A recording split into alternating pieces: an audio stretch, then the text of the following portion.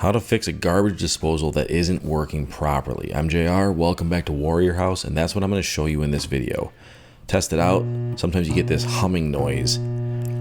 The first thing you're going to want to do is turn off the power switch, check inside, make sure nothing's stuck, and then we're going to go underneath and I'm going to show you how to fix this problem today. Warrior House DIY, empowering you with skills for life. Make sure to like this video, check out our helpful links in the description below, and don't forget to subscribe. If you have a traditional garbage disposal like an incinerator, you're going to have this hole in the center underneath. That's for the Allen wrench. It's probably laying underneath your sink cabinet right now. The other spot we're looking at here is the overheat protection or the reset button. You can go ahead and hit that and hold it. It may help. Otherwise, we're going to grab that Allen wrench if it's underneath your sink. It's going to be that L-shaped looking device. You put it in there and you give it a turn. This might work to loosen up the flywheel. If it doesn't work, or you have a garbage disposal that looks like this, like a mow-in, that does not actually have that hole underneath it, you'll see that you've got your thermal protection, your overheat protection reset button on the side, but no hole underneath. So what are we going to do?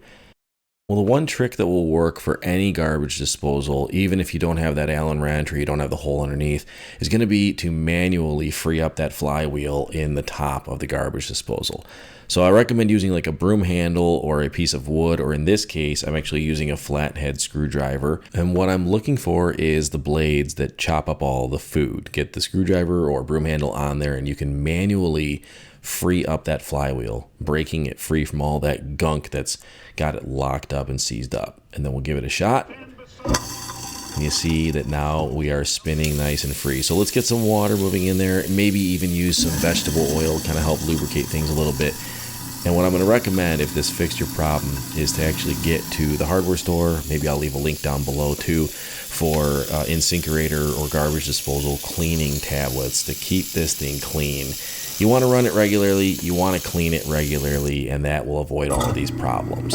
There you have it, easy peasy, 1, 2, 3. If you gained some value from this video or saved a couple $100 on a garbage disposal, feel free to give us a like, give us a subscribe, and we'll see you in the next video. Thanks for watching.